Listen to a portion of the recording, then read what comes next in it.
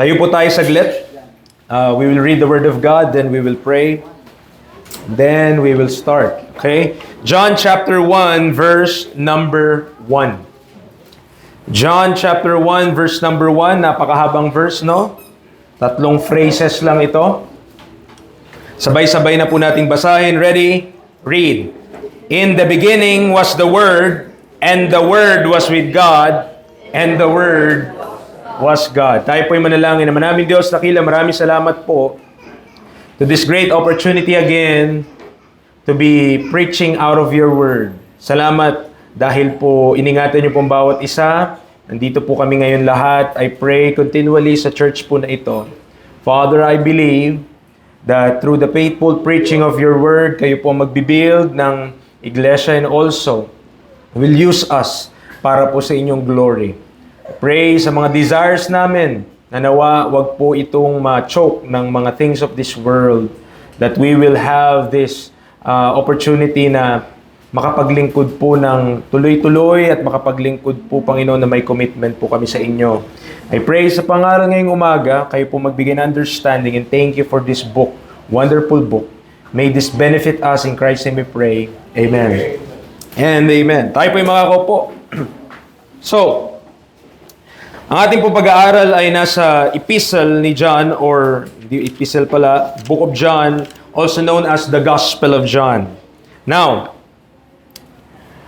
baring nagtatanong kayo, preacher, wala ito sa Romans to Philemon.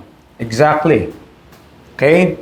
And when we understand the Bible, kapag inaral natin ang salita ng Diyos, according also, respecting the revelation of the mystery given to the Apostle Paul, mas maunawaan po natin ang ibang parts ng salita ng Diyos. So, in Hebrews chapter 1, verse number 1, Hebrews chapter 1, verse number 1, so, mas layunin natin na ang ating preaching be without the technology. I will do this with the whiteboard. So, yung pacing din natin hindi masyadong mabilis. Okay? Pero when it comes to teaching, I will need those things. So, in Hebrews chapter 1, verse number 1, God, who at sundry times and in diverse manners spake in time past unto the fathers by the prophets. So, yung gusto natin na, una, ma-realize po natin, mga kaibigan, mga kapatid, na nireveal ng Diyos yung Kanya pong sarili at sundry times, iba't ibang pagkakataon at iba't ibang pamamaraan. Sundry times and in diverse manners. But let me tell you na walang sino man at walang anuman ang inihahayag ang Diyos ng mas higit kaysa sa ating Panginoong Hesukristo. If there is someone who reveals God and manifests God perfectly, wala pong iba yan kundi ang ating Panginoong Hesukristo. Sa ating talata sa John chapter 1, look at verse 18. Hiramin natin, though hindi pa natin text yung verse 18 this morning, at we will deal mainly on verse number 1. But I want you to look at verse 18. Sabi ng Bible, no man hath seen God at any time. The only begotten Son, which is in the bosom of the Father, He hath declared Him. The Bible is clear, walang nakakita pa anytime sa Diyos, because if man will look at God, kung makikita ng tao ang Diyos, we will fall flat and we will die. Because we could not stare at that perfect cleanness and perfect holiness. Ang tao po makasalanan pa. Tama? And we need that glorified body so that we will be like Him. We will be like Christ. And we could behold God in His glory. But right now, according to this truth, verse number 18, wala pang nakakita sa Diyos at any time. Preacher, sila Moses, di ba? Kausap nila yung Diyos. May time na may mga prophets sa Bible, they could speak to God. Yes, they could speak to God. But remember, ang sabi, no man hath seen God. Pwede mong nakausap, pero hindi mo nakita. Pwede mo nakita yung clouds, pero hindi mo talaga nakita yung Diyos. Amen. Nandiyan po tayo? So, itong book po na ito, this book series, and when I'm plotting this, pinaplot ko yung outline kung how many sermon will be. So, mukhang titira tayo dito ng 2 taon on this very book alone. Okay? So, sa mga nagpaplano, ay, wala na ako dito in 2 years, hindi mo matatapos. Hindi mo matatapos. So, kung nagpaplano ka, I will be here in 2 years, matatapos mo. Biyaya ng Panginoon, no? So, this book series will explore Christ as the Son of God. So, kailangan natin yun, no? Clear dapat tayo. So, this book series will focus on this, that Jesus Christ is the Son of God. Na si Jesucristo ay ang anak ng Diyos. And will also highlight His eternal origin, kung saan siya nanggaling. Okay? Kung saan, anong pinagmulan niya, and His divine nature, which was attacked since Christ walked on the face of this earth. Hihiram na naman tayo ng talata. John chapter 10, verse number 33. John chapter 10, verse number 33. Simula po nung si Kristo ay lumakad dito sa sanlibutan, simula nung siya ay naging tao. And He lived with men. He experienced things, mga kaibigan, mga kapatid, which denies who He is. In John chapter 10, verse 33, we see here, the Jews answered Him, saying, "For a good work we stone thee not, but for blasphemy. And because that thou, being a man, makest thyself God." So ang pagkakilala po ng mga Hudyo kay Kristo ay sadyang tao lang siya. At babatuhin nila si Jesus Christ on John chapter 10. Bakit nila babatuhin? Because they believe that He as a man makes Himself God. So bilang tao, ginagawa daw ni Kristo ang sarili niyang Diyos. So yun yung accusation kay Jesus Christ. Which we know, Diyos naman talaga siya. Why will you stone Him for who He is? Pero ang problema, unbelieving kasi yung mga Jews. Hindi sila naniniwala. So, the book of John highlights the divine nature of Christ, which, so ang term na ito so ito po ay preaching and teaching series, so expect na kahit nagpipreach tayo ng salita ng Diyos, we are teaching as well. So when the term synoptic gospel, pag narinig nyo yung synoptic gospel na ito, ang pinapatukuyan po niyan ay 3 book, Matthew, Mark, and Luke. So yun po yung sinasabi nila, pag may nabasa tayo, may napakinggan tayo, synoptic gospel, ibig sabihin nun yung Matthew, Mark, and Luke. Preacher, ba't di kasama yung John? Ba't di kasama yung John? Because yung book of John ay may pagkakaiba po doon sa 3. Okay? May pagkakaiba yung book of John at mapapansin natin yan in the course of our studies that the charge and the trust, yung direksyon ng book of John is different from 3 other synoptic gospels. Iba po siya. Okay? Now, wala dapat controversy kung sino yung sumulat ng book na ito dahil sa John 21, hiram ulit tayo ng talata. John chapter 21. John chapter 21, it is clear who wrote this book.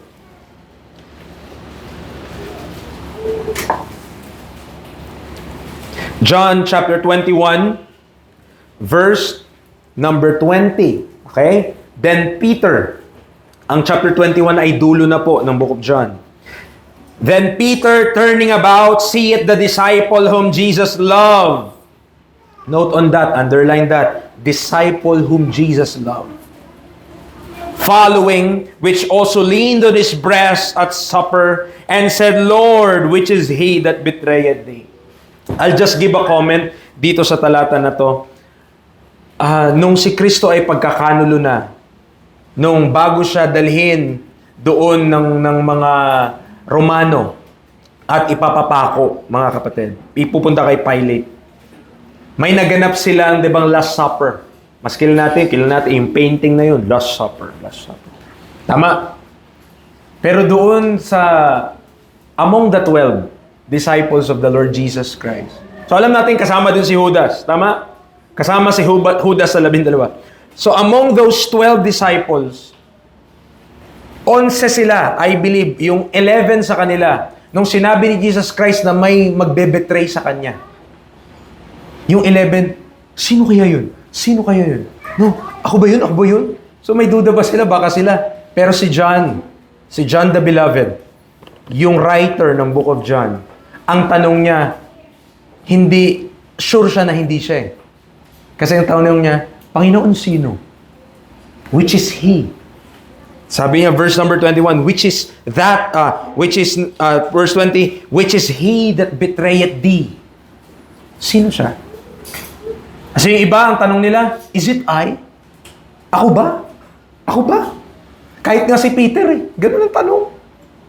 Diba? Pero si John, sigurado siya, hindi niya ibebetray ang Panginoong Jesus. Kasi you know Him. Siya rin po yung nag-risk na si Jesus Christ pinapako na yung mga ibang disciple nagtatago, siya nandun kasama si Mary. Nandun siya. Amen. So, this is that beloved disciple of the Lord Jesus Christ. In verse 24, clear, this is the disciple which testifieth of these things and wrote these things. And we know that his testimony is sure. And by the way, if you know John, ang nasulat niya sa Bible, ang pinasulat sa kanya ng Panginoon, Book of John, 1st, 2nd, 3rd John, and the Book of Revelation. And I tell you, he is so blessed. Bakit po? Dahil siya po ang totoong nag-transport na sa time. Dahil nakita niya na yung future. Pinunta siya doon ng anghel eh. O, tignan mo yung nangyayari. At isulat mo. At pagbalik niya, yun ang sulat. Book of Revelation na. But he is so blessed in that he sees the future. Amen? That's the Book of John. Siya yun. Ito siya. Siya yung sumulat ng Book of John. This is that disciple. So, mind you mga kapatid, this study is undertaken with a dispensational point of view. With respect to the Pauline revelation of the mystery. Note that Paul, tandaan niyo po ito ha, hindi po dinidiscourage ni Paul ang pag-aaral ng prophetic scripture. Hindi niya yung dinidiscourage. Ibig sabihin, ay, huwag na kayo mag-aral niyan. Hindi gano'n. Ini-encourage niya pa nga eh.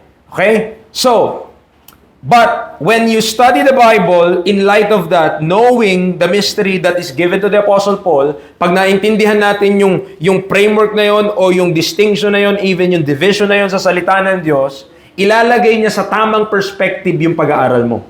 And it will benefit us na kapag pinag-aralan natin yung Book of John, makukuha mo yung tamang sense niya. Kahit yung Book of Psalms, kahit yung Book of Proverbs, you will get that right sense of the passage. Kasi may mga bagay po talaga na nakalagay sa ibang part ng Bible na hindi mo pwedeng i-apply sa atin. Pero, hindi mo rin maintindihan kung hindi mo i-rightly divide. So kapag na-rightly divide natin na maayos, ganun pala yun. Mas mabibless ka. Bakit? Magkakaroon ka ng contrast ngayon. Salamat sa Panginoon na buhay ako sa day of salvation. At hindi sa time of wrath, or doon sa time ng famine, doon sa mga nation of Israel. Okay? Now, tignan niyo po ha, how the Apostle Paul encouraged the study of prophecy. Romans chapter 1. Romans chapter number 1.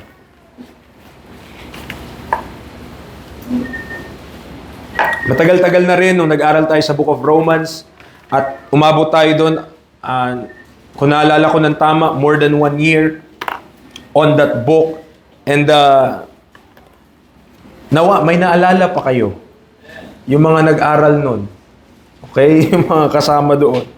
So, Romans chapter 1, tignan nyo po, verse 1 to 5. Verses 1 to 5. Paul, a servant of Jesus Christ, called to be an apostle, separated unto the gospel of God.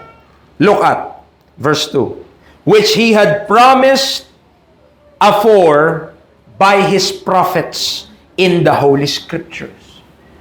So yung gospel of God naka-base sa pinangako sa mga propeta sa banal na kasulatan. Then bakit paano mo tatanggalin yung prophets? Paano mo tatanggalin yung Old Testament? Kung naka-base nga doon yung gospel of God. Nakuha niyo po? Pag inalis mo yung Old Testament sa Bible natin, walang credence, walang credibility. Wala na yung gospel na ipapangaral mo din si Kristo. Anong basehan mo doon? Wala. Kaya mahalaga na pinag-aaralan pa din yung Old Testament. Verse number 3. Concerning His Son, Jesus Christ, our Lord, which was made of the seed of David according to the flesh. Nakita niyo po, nabanggit si David. Okay? Si David ba nabuhay from Book of Matthew hanggang Revelation? Hindi po. Nabuhay siya sa Book of Samuel, sa Book of Kings. Doon nabuhay si David. At kung hindi mo siya kilala, doon mo babasahin yung buhay niya. At marami siyang mga Psalms sa Book of Psalms. Now, verse number 3, si Jesus Christ, seed of David according to the flesh. Paano mo may matutunan? Kailangan mo ng Scripture. Kailangan mo ng Old Testament. Verse number 4, and declared to be the Son of God with power, according to the Spirit of holiness, by the resurrection from the dead, by whom we have received grace and apostleship for obedience to the faith among all nations for His name. So ano lang pinupunto natin dito sa talata na to? Ginagamit pa rin yung prophets. Kailangan pa rin na mag-aral ng lumang tipan para mas maintindihan mo yung ni-reveal kay Apostle Paul. Okay, ano pa? Romans 15. Romans chapter 15, verse number 4. Romans chapter 15, verse number 4.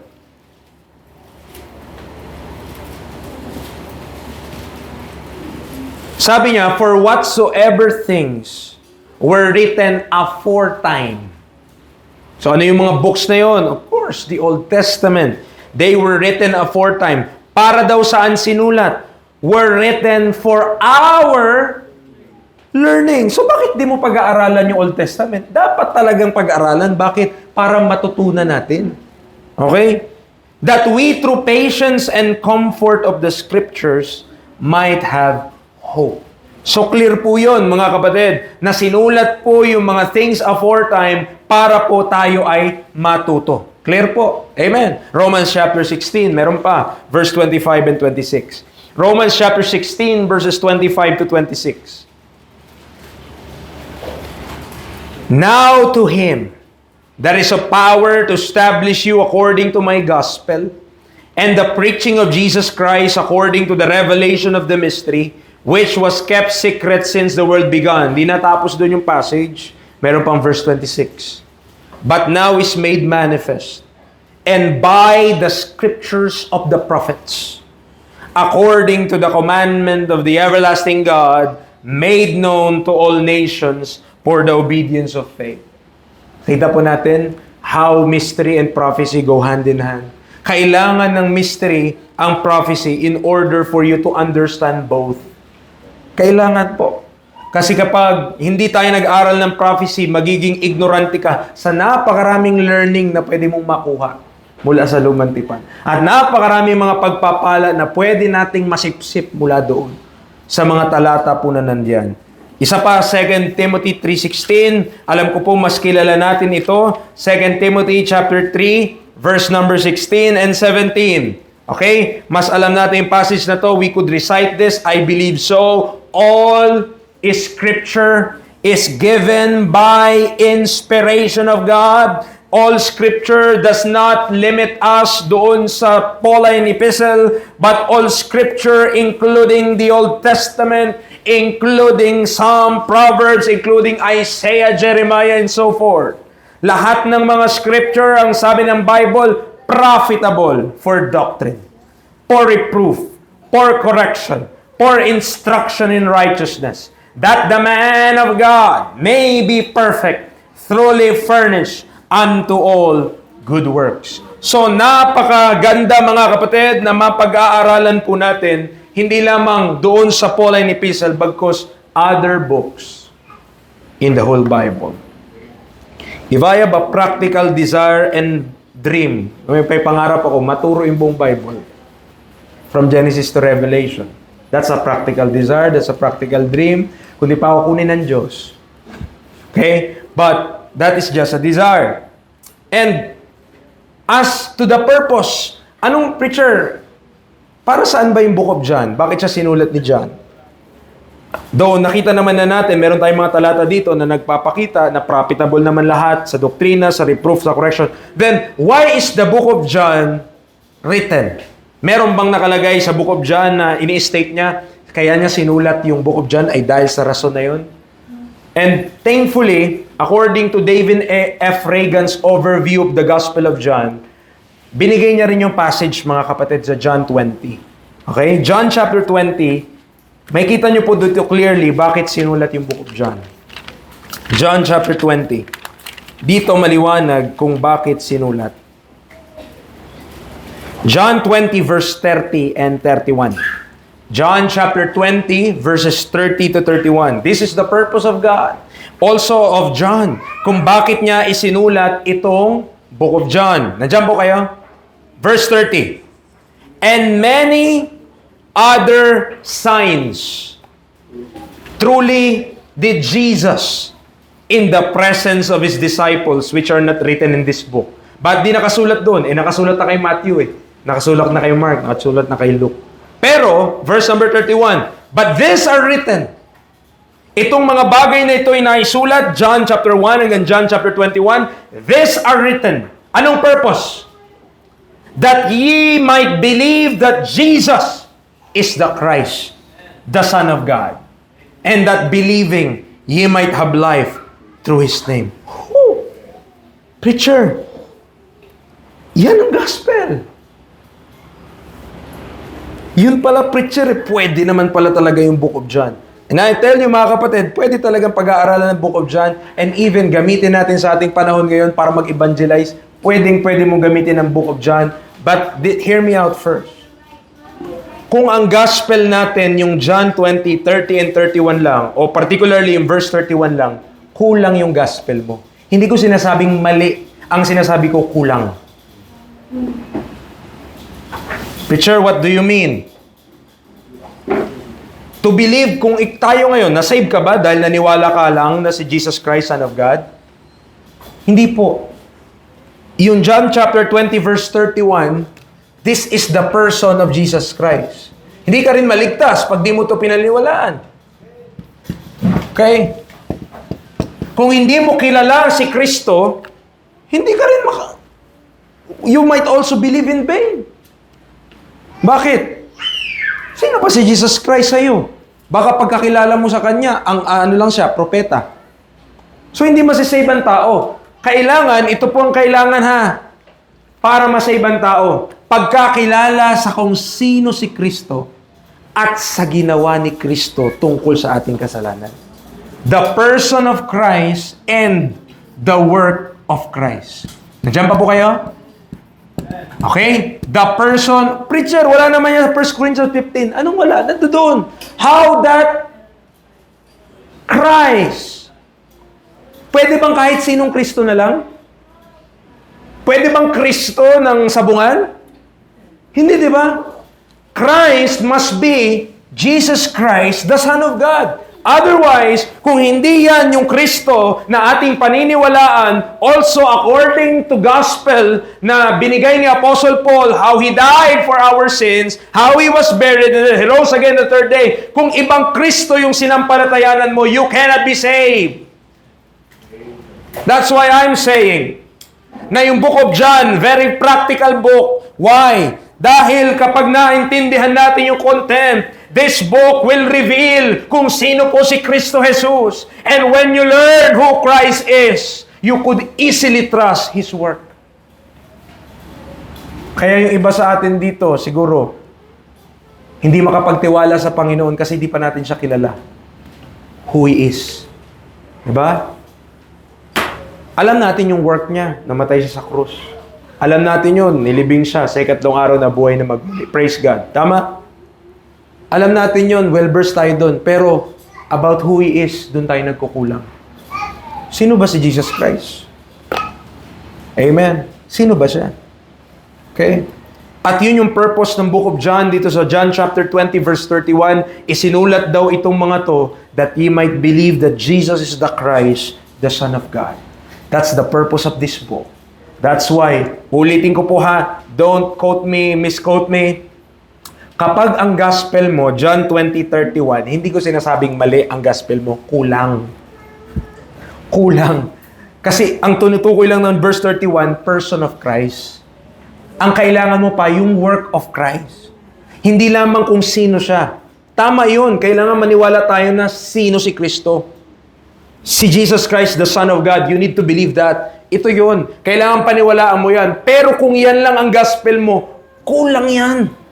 Bakit? Kasi yung person of Christ, though Christ, kapag nakilala natin siya, He is supreme, He is God. Pero may ginawa siya, ito nga yung gospel o kabuuan, the gospel of Christ, about His work for you and for me. Yung ginawa niya para sa iyo at para sa akin. Nakasunod po tayo?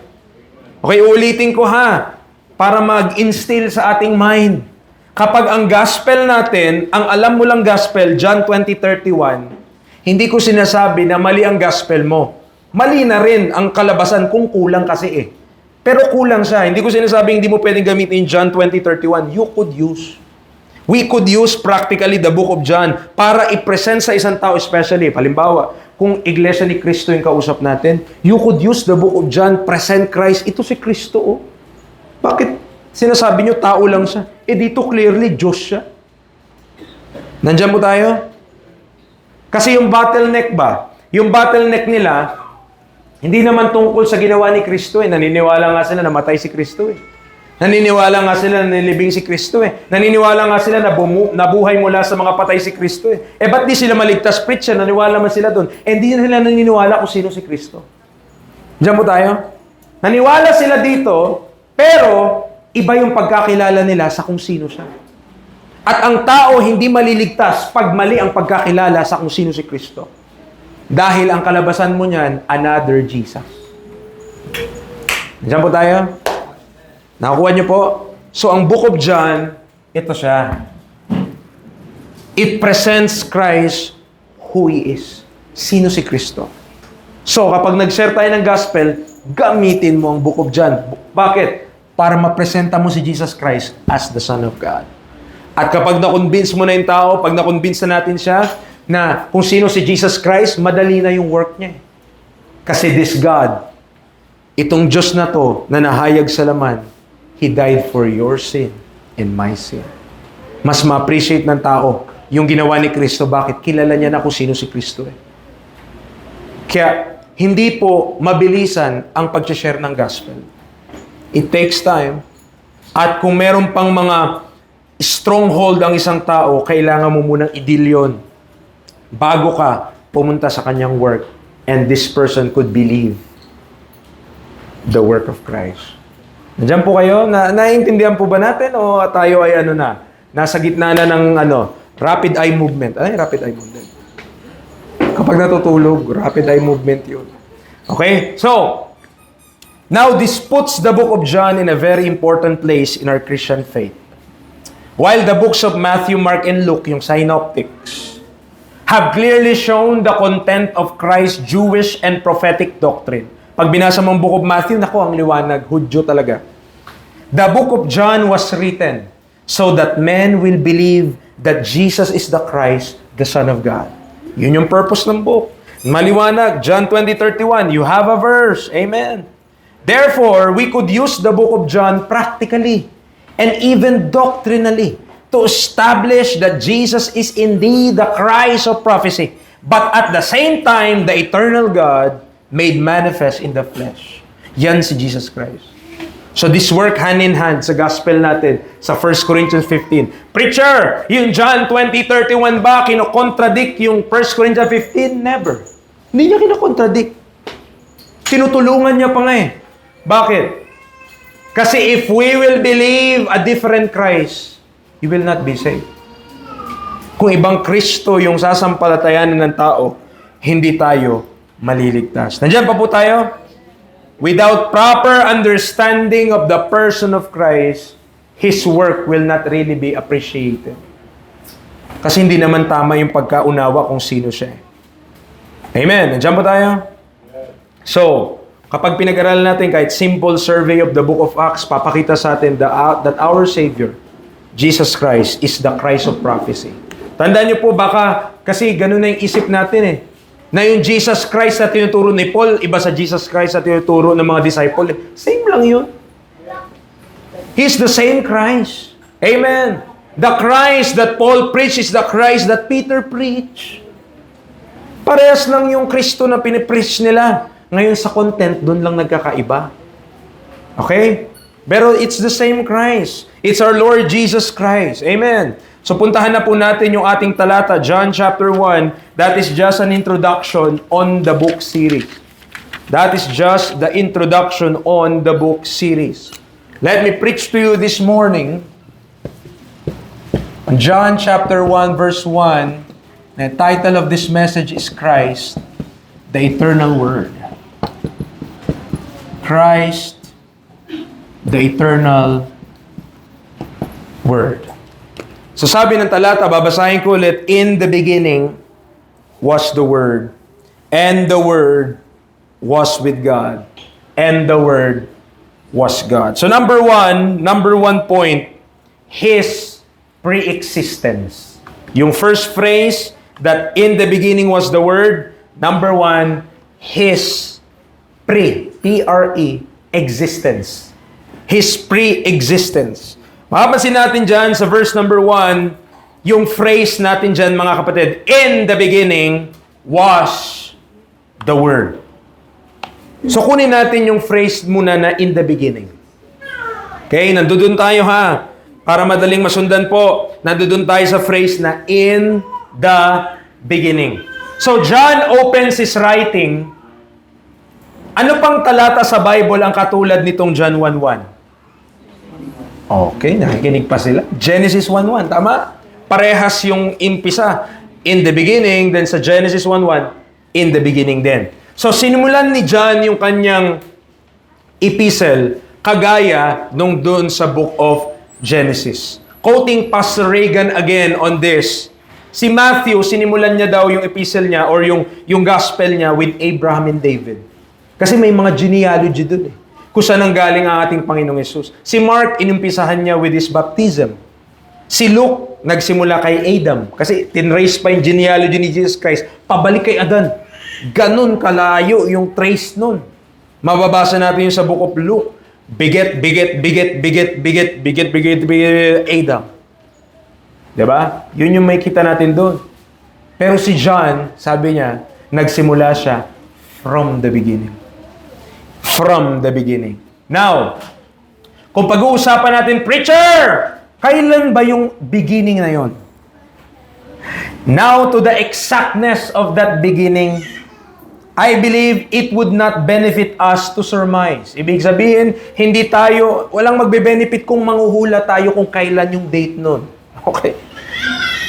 But it is certain, ito po yung sigurado mga kapatid, that in that beginning, in the beginning of the creation of God, nung lilikhain ng Diyos ang lahat ng mga bagay, one thing is clear. During that time, in that beginning, nandun na yung Word. In the beginning was the Word. So during that beginning, kailan man yun, yung time na yun, bago likhain ng Diyos lahat ng bagay, or during na likhain ng Diyos ang mga bagay-bagay, nandun na yung Word. At look at that word, capital W-O-R-D. So, ang pinag-usapan natin dito, person, hindi lang basta salita. Hindi lang word per se. Na basta salita-salita, no. Word, capital W. That is a title given to the Lord Jesus Christ. Okay? That's one of His names. He is the eternal Word. So, during that beginning, present na po, mga kapatid, yung Word na ito. So before everything was brought forth, bago pa man lahat lumabas, yung mga hayop, yung mga bundok, yung mga kahit sino pa, even I could say, bago pa yung mga anghel magsilabasan at likhain ng Diyos, the Word was there. The Word was already there. Amen. So look at doon sa phrase na was the Word. Okay. So yung word na yan, may limang passage. Limang passage. When it comes to this word, yung capital W, 5 beses lang po ginamit, limang verses lang pala nabanggit yung word na yan. 5 times. John 1:1, yan tinabasa natin ngayon, 3 times.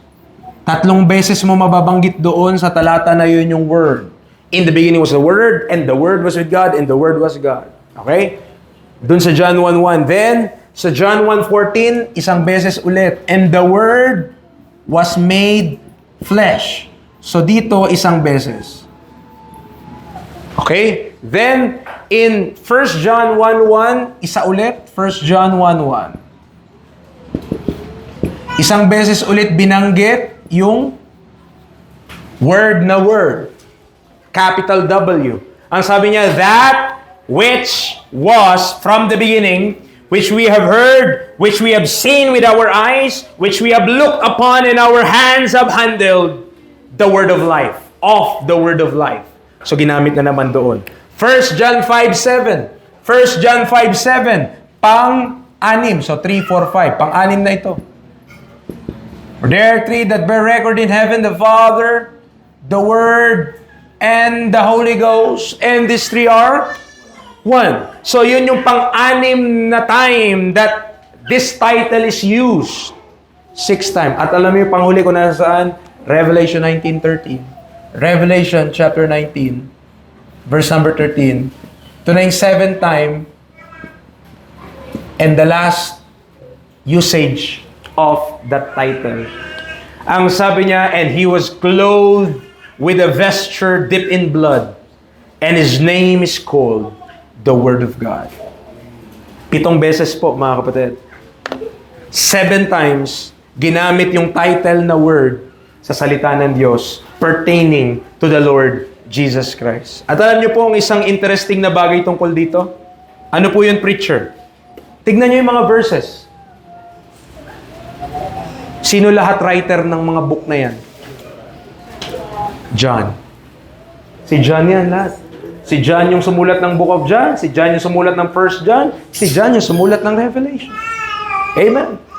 So he is the one who presented Christ as the eternal Word. So siya yung nagpapakilala. Imagine kung yung 1 John 5:7 hindi kasama sa Biblia natin. Kasi mayroong mga nagsasabi na hindi daw po kasama ang 1 John 5:7 sa Bible. Tinatanggal yun eh. Okay, may mga modern version na nakaalis yung 1 John 5:7. Ilang beses na lang nabanggit tuloy? 6. Kulang. 7 times. 7 times that the word and title, thank you. Salamat. That the title word is used in the Word of God. Amen. Now, pag-usapan natin. Bakit kaya ang pinili ng Diyos na pagkakilala sa kanyang anak or kay Jesus Christ, ang title ito, Word? Pwede namang in the beginning was His excellency. And His excellency was with God and the excellency is God. Pwede yung ganun. Pero bakit Word? Bakit yung out of all the titles that you could think of, why the word Word?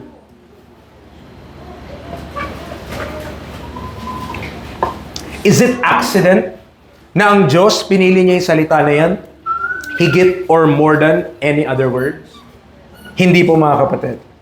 Okay. In his book or in his commentary and work on the book of John, merong isang writer, pangalan niya si A.W. Pink. In-explain niya, so kinuha ko lamang po ito kasi while researching on this, yung kahalagahan ng word. Okay? Meron siyang binigay na tatlong kahalagahan ABC. Nagbigay siya ng 3 kahalagahan ng salita. Okay? Yung word lang muna, small letter W lang muna, wag muna yung big letter W. So small letter W, sabi niya ang word daw po ay medium of manifestation. Sabi niya medium of manifestation. Pinag-usapan word. So when we talk about a word, ang word daw po ay medium of manifestation. Preacher, what does he mean by that? So ang medium of manifestation ay ganito po. Hindi ko alam kung ano yung nasa isip mo. Tama. Paano ko malalaman? E di sabihin mo. So ang word, what's on your thoughts, you put it in words para maintindihan nung kausap mo. Tama po ba? So, hindi mo pwede sabihin, hindi man tayo kagaya ng mga hayop na, di ba, ganun lang yung mga tunog, nagkakaintindihan na. Ang tao, mas komplikado kaysa sa hayop. Tama? Hindi ko alam sa inyo, iba sa inyo, nagkakaintindihan sa kindatan pa lang. Pag ganun yung kindat, alam na iba yun. Pag ganito yung kindat, iba rin yun. But, more than ang tawag ba dyan sa non-verbal communication, is the verbal communication. And, ang ginagamit natin doon ay words. Tama po ba? Words. So, ang ginagawa ng words, yung mga bagay na di nakikita, ginagawa niyang objective. So, kaya mo nang maintindihan. Nagigets natin ngayon. Bakit? Napunta na sa words eh. Tama? Pag sinabi ng mayor, hindi mo maintindihan, di ba? Ano yun? Parang April boy? Hindi. Sinasabi niya pala, bukas, uulan, walang pasok. Hindi mo magets yun. Not until nilagyan ng words. Nakuha niyo po? So, ang word, sabi niya, it's a medium of manifestation. Yung hindi mo nakikita na bagay, makita mo ngayon. At maintindihan mo. Kasi nailabas sa salita. Naipakita ng words. And mga kapatid, sabi niya pangalimbawa, kaya po, precisely, yan ang ginamit ng Diyos na title ni Jesus Christ. Bakit? Kasi ang ating Panginoong Jesucristo, minanifest niya yung invisible God. Sa atin yung thoughts lang natin, invisible, di ba? Yan ang tinitry isolve ni Elon Musk eh. Yung kaya nang mabasa yung mind. But, mga kapatid, God could read our minds. Pero, para maipaunawa mo sa isang tao kung ano yung laman ng isip mo, kailangan mo ng salita. And similar to that, our Lord Jesus Christ, being the Word, yes, invisible ang Diyos. Pero nung naging tao siya, He make that invisible God manifest through Him. Amen. Pangalawa daw, not just a medium of manifestation. Hindi lamang daw po ang salita, medium of manifestation. But a word is also a means of communication. Ito naman, obvious na to. Tama?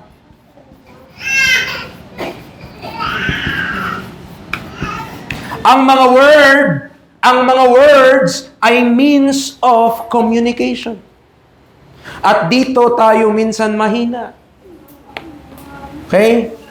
Kaya maraming away, kaya may maraming di pagkakasundo kasi hindi marunong mag-communicate.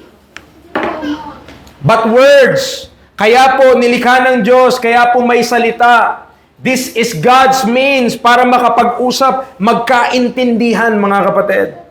So, itinatransmit natin yung information sa iba.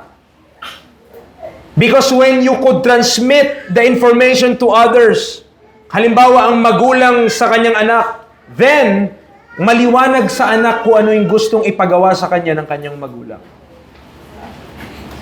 Amen. Hindi yung senyasan lang sa bahay. Ikaw, magwalis ka ngayon, ilabas mo yung basura. Kailangan may salita. Mas madali kasing maintindihan pag may salita eh. Bakit natatakot tayo minsan magsalita? Tama. Magsalita ka, sabihin mo kung ano yung nararamdaman mo.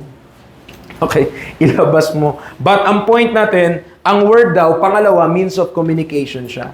And mga kapatid, walang iba ang ating Panginoong Yesus when it deals with communicating the love of God, the justice of God, the righteousness of God. Wala kang mas makikita na mas magaling kaysa kay Kristo. Amen. Because He's the Word. Okay, pangatlo, the Word is not just a medium of manifestation, making invisible, tangible, and a means of communication na natatransmit yung information sa iba through words. But a word also is a, sabi niya, method of revelation. It is a method of revelation.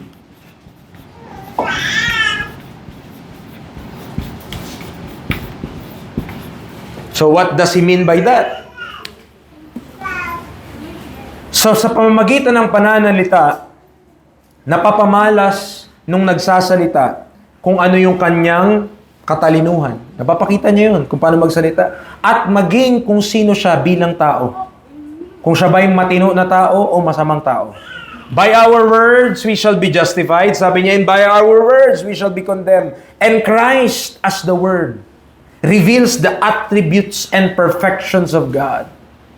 Kaya po, you could not find any fault with Jesus Christ.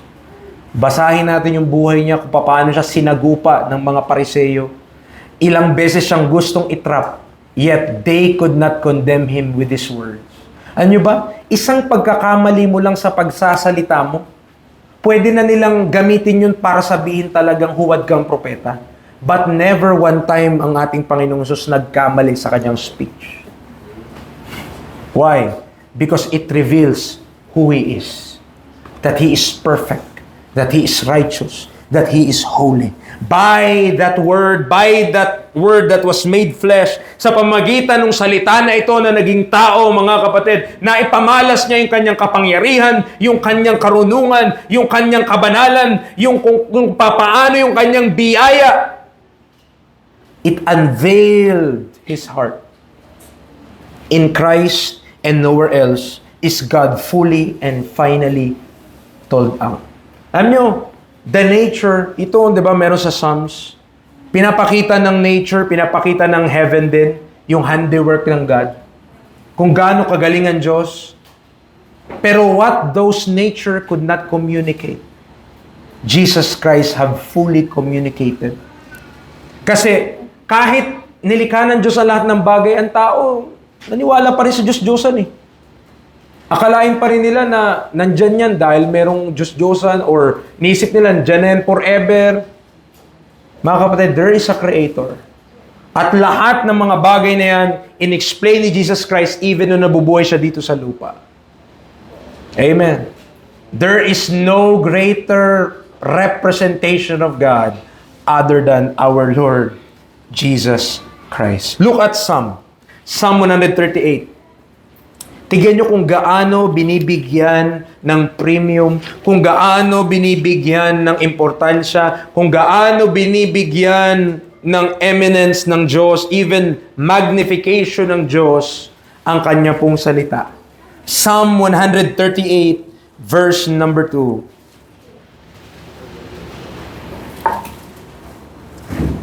Psalm 138, verse number 2. I will worship toward thy holy temple, and praise thy name for thy loving kindness and for thy truth. For thou hast magnified thy word above all thy name. Bakit kaya yan naisulat? Kasi aanhin ng Diyos yung kanyang pangalan na napakaganda kung ang kanyang salita ay di mo mapagkakatiwalaan. Kung ang salita ng tao di mo mapagkakatiwalaan, kahit sino pa siya, kahit ano pang ranggo niya, kahit sino pa siya sa lipunan, if you could not trust a person's words, you could not trust the person. Kung hindi natin kayang mapagkatiwalaan yung tao sa kanyang salita, you could not trust him as a person. Kaya ganun na lamang yung kahalagahan, mga kapatid, kung papaanong minagnify ng Diyos yung kanyang salita above all His name. He magnified His word above all His name. Look at kung anong title ni Jesus Christ. He is the Word. He is the Word. That Christ owns such an important title, hindi lamang para sa kanyang sarili, bagkus ay para sa Diyos mismo, ay dapat magpakita na sa atin kung gaano kakumpiyansa ang Diyos kay Kristo Jesus. Kasi ang binigay niyang title sa kanya, Word. That's my word. Because what your words are, that's who you are as well. Kung ano yung mga pananalita mo, yan ka. Amen. Kung tayo nagsisinungaling sa ating pagsasalita, that's who we are. Diba? What we are in our words become our identity. If we lie, we became liars. Kung nanloko tayo, nagiging mga manloloko tayo. Kung sa salita ka nakapanloko, nagiging manloloko ka as a person. Kung sino ka sa iyong salita, you become that person. And Jesus Christ is the Word. Because God is confident with His Son na hindi i-misrepresent ng kanyang anak kung sino siya. Kahit pabigyan siya ng title that the Word. Amen. Nandiyan pa po tayo? Perfect yung pagkaka-represent ni Kristo sa Diyos. He manifests God's fullness, God's perfection, holiness, love, mercy, justice, mind, will, all about God has been personally communicated by the person and life of Christ. That this Word is not a misrepresentation of the person of God is worthy of our worship. I want to tell you that, mga kapatid, karapat-dapat po si Kristo ng ating pagsamba. Karapat-dapat po si Kristo ng ating oras at panahon. Maraming mga bagay tayong nasasayang, sayang talaga yon. Pero kay Kristo, walang sayang. Kung si Kristo ang ating pupukusan, walang sayang po doon. So number 2, balik na po tayo sa ating text. John chapter 1 verse 1. Not just His pre-existence. Nakita natin yun na in the beginning, yes, lilikain parang ang lahat ng bagay, pero kahit lilikain ng lahat ng bagay, nandoon na siya. Ibig sabihin, before everything was created, the Word already exists. Nandun na siya. Hindi siya nilikha. The Word is not a created being.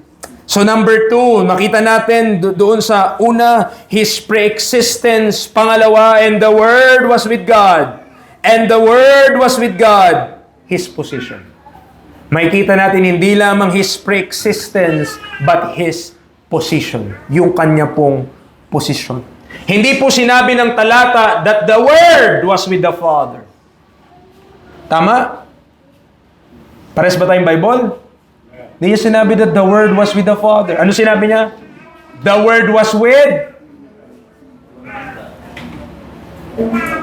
The Word was with? God. Bakit? Kasi kung the Word was with the Father lang, edi nawala na yung Holy Ghost. Tama? Hindi na-include. But the Holy Ghost is included because He is God. That's why, ang sinabi ng talata, the Word was with God. Hindi na left out yung Holy Ghost. Hindi lamang ito nag-i-speak as to the first person of the Godhead, but to the whole. Binasa natin kanina 1 John 5:7. O nakita na natin yung kanina. Diba? There are 3 that bear record in heaven, the Father, the Word, and the Holy Ghost. And these 3 are one. Mapapag-aralan pa po natin yan as we go along. But Christ's position as being with God, also, ini-establish din ito na siya yung lumikha sa lahat ng bagay. Siya yung lumikha sa lahat ng bagay. Bakit po? In John 1:3, hihiram ulit tayo ng text. All things were made by Him. And without Him was not anything made that was made. Do you believe that? Naniwala ka ba doon? Na si Kristo ang lumikha na lahat ng bagay? Preacher, naniwala ko ang Diyos ang lumikha sa lahat ng bagay. Yes. And God creates all things. So, sino si Kristo ngayon? Kung ang Diyos ang lumikha ng lahat ng bagay, at si Kristo din ay lumikha ng lahat ng bagay, then sino si Kristo? Tama? May kita natin yung posisyon niya. Kasama siya ng Diyos. His presence with God indicates His participation in the fulfillment of His purposes and will, that the Word is with God and not against God, tells the consistency of Christ with the plan of God. Diba nung ginamit ang preposition with, kasama siya. Kasama siya. May kita natin yung posisyon niya. And lastly, mga kapatid, di ko na patagalin, number 3.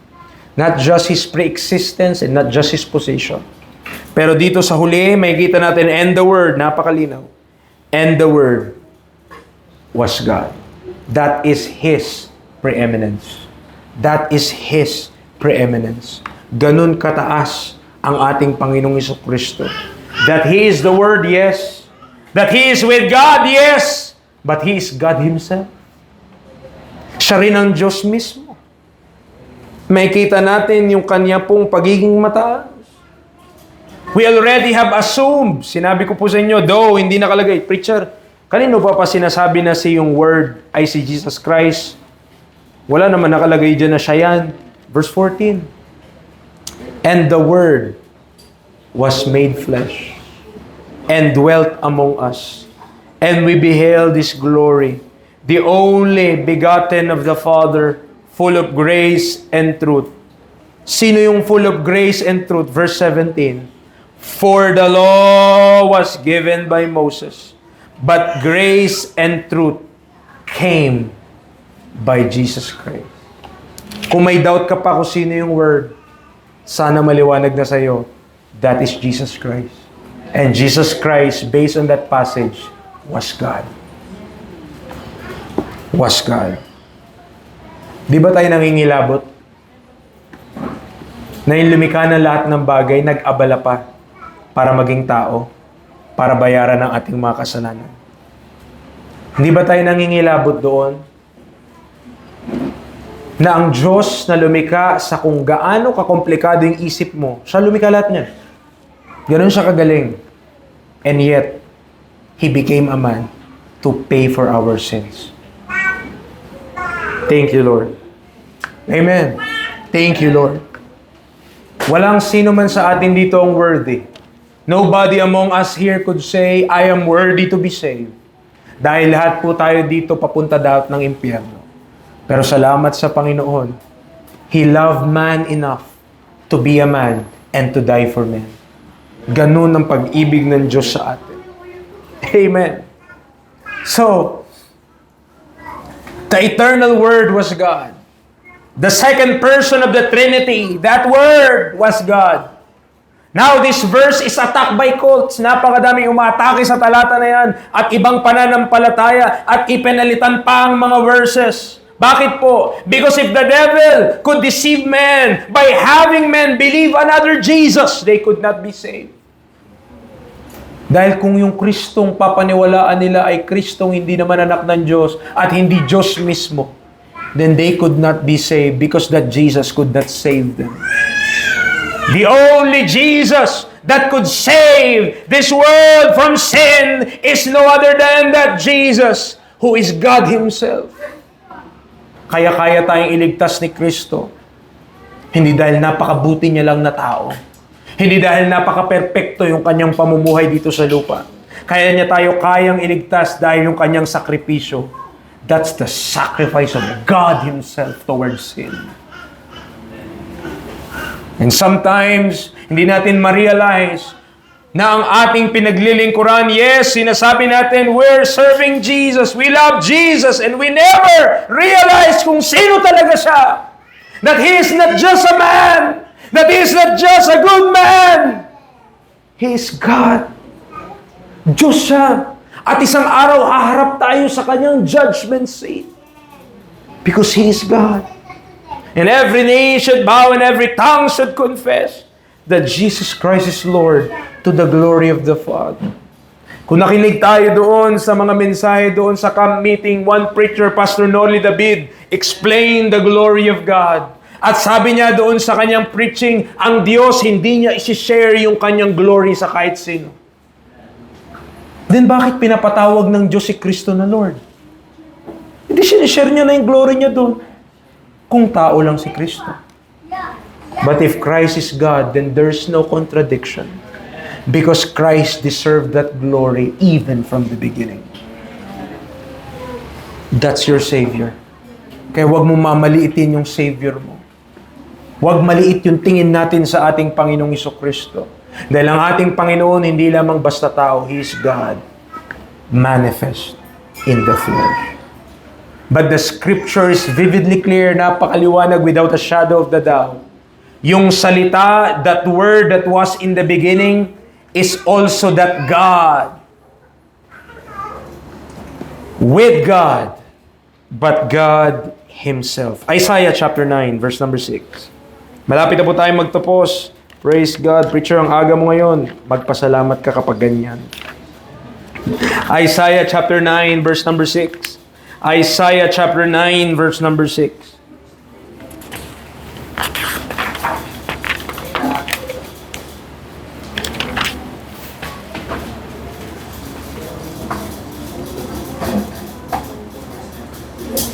Isaiah 9 verse number 6, according to prophecy, look at who Christ is.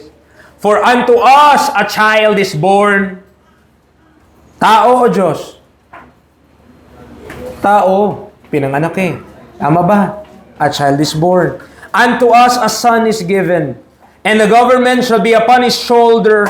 And his name shall be called Wonderful, Counselor, the Mighty God. A child is called a mighty God. What a blasphemy! Tama? Kung tao lang siya. But that child that was born on that manger, yung sanggol na yun na isinilang, his origin ay hindi galing kay Maria at kay Jose. His origin was from everlasting. Amen. The everlasting Father, the Prince of Peace. Kung di mo pa kilala ang Panginoong Yesus, that's who He is. Yes, once in His time, during time, ang ginawa ng Diyos, naging tao siya. He became a man. But don't forget kung sino siya from eternity. He is the eternal Word, and that eternal Word was God. Amen. Ano pa? Hebrews 1:8. Di ka pa kumbinsido na si Kristo ay Diyos? Ito pa. Hebrews chapter 1 verse number 8. Kung nalalabuan pa tayo doon, kung iniisip natin, hindi yata yun tama. Hebrews chapter 1 verse number 8. Clearly, dito unto the Son. Baka naman meron pang debate kung sino yung Son. Amen. The Son here is clear. Yung Son po dito ay walang iba kundi that Son of God, Jesus Christ. Now, this Son, tignan nyo yung sabi ng Father sa Son. Thy throne, O God, is forever and ever. A scepter of righteousness is the scepter of thy kingdom. Ang Diyos mismo, ang Father mismo, kausap niya yung Son, ang sabi niya sa Son, O God. Nagulat ang Diyos? No. That is reverence also. That is mutual respect between the persons of the Godhead. Because from eternity, this Trinity, mga kapatid, that is one God, shared yung glory nila. But during time, due time, pinadala yung Word, He became a man to pay for our sins. At kailangan nating maunawaan that this Son of God is also God Himself. God Himself. Napakalaking disrespect sa ating Panginoong Hesus. Kung paano sa mga palabas, di ba? Yung pangalan niya, ginagamit na mura yun eh. Na mga palabas. Ba? Sa mga movie yun po, ginagamit yung name niya lagi. Kahit sa mga vlog, pinabanggit. Yung Jesus Christ, mura yun eh. Sa ibang bansa, sa US. Di ba? Pero di nila alam. They're using the name of God in vain. Ginagamit nila yung pangalan ng Diyos ng walang kabuluhan. At akala nila, makalagpas sila doon. Lahat yun nakalista. Everything that man does or man say, may listahan ng Diyos. Ito ang matindi sa Diyos, kapatid. Ito ang matindi sa Diyos, kaibigan. Yung listahan niya, hindi kagaya nung sa tao pwedeng makorap. Yung sa Diyos, hindi nakokorap. Walang virus na kayang magpaalis ng kahit na anong kasalanang nakasulat doon. Walang sino man ang kayang mag-hack sa sistema ng Diyos para mawala yung pangalan nila doon. So if there is somebody who will we fear sa buhay na ito, mga kapatid, more than the government, more than our parents, more than yung mga nakakatakot na tao dito sa sanlibutan, if there's somebody who needs to be feared more than above all of those things, it's God. Dahil with Him, walang bagay na nakatago. Alam ng Diyos yung laman ng puso mo. Kung hindi ka pa nagtiwala sa Kanya para maligtas, kilala ka niya. Pwedeng ikaw makapagtago sa amin. Pag tinanong ka namin, kamusta? Ligtas ka na ba? at i-recite mo pa ang 1 Corinthians 15, you could say that, but you have never trusted in Christ. You could say na naniwala ka na namatay siya, but you have never trusted of who He is. Do you really believe na yung Diyos naging tao para bayaran yung kasalanan mo? Have you really trusted that truth? Amen. Yan po, mga kapatid, ang kailangan makilala natin si Kristo. Revelation 4:11, isa pa, hindi pa sapat yun. Sige, bibigyan pa kita.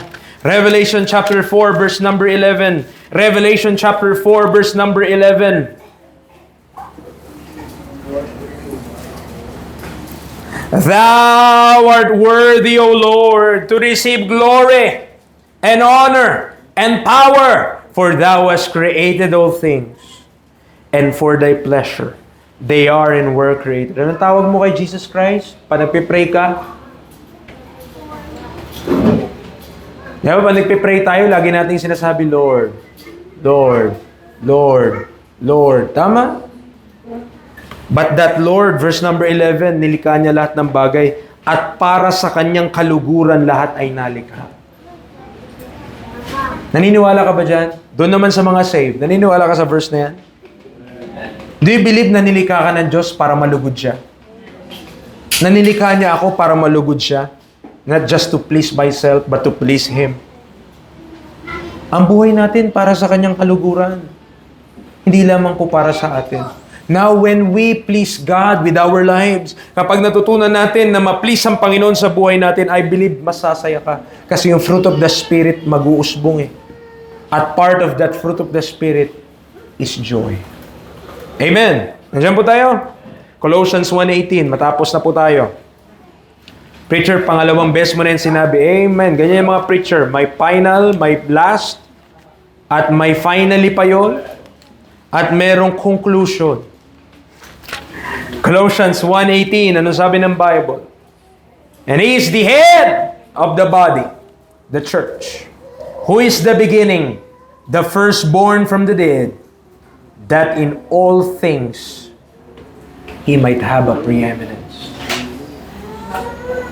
In all things, He might have a preeminence. Praise the Lord. Ang ating Panginoong Yesus, He deserves the preeminence. That the Word was God was without a question, a clear revelation of the nature of Christ. That Christ is God also tells us that He is eternal, no beginning nor ending. To the lost, may you know Christ, who was made flesh in order to pay for our sins. The righteous God cannot save man without appeasing His justice toward the sins of men. Tandaan niyo po yan. Na-satisfy ni Kristo ang bitter requirement of sin in order to provide life to men. At walang sino man sa atin dapat ang tumanggi doon. Bakit mo pa rin tinatanggihan hanggang ngayon? To the saints, sa mga ligtas, may these teachings elevate Christ in our hearts as preeminent and worthy of our full devotion.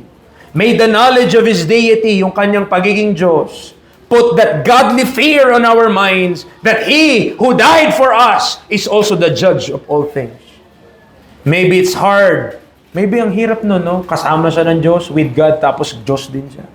Maring mahirap unawain. Pero salamat, hindi mo naman kailangang unawain yun eh. Lahat-lahat at maintindihan mo yun ng fully. Bakit? Tao ka eh, hindi ka Diyos. Kapag naintindihan mo na ang Diyos ng lubusan at masabi mong lahat ng tungkol sa Diyos naintindihan mo na, Diyos ka na nun. Dahil hanggat tayo ay tao, amen, there are still limitations on this human mind. Pero salamat, parang sa dagat na, kung yung dagat napakalawak, na yan ang Diyos. Halimbawa lang, yun ang Diyos, yung lapak mo.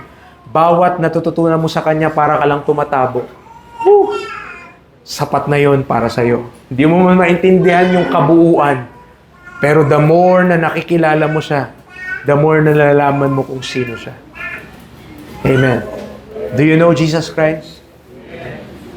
May you trust Him today. Let's pray. Father, thank you so much.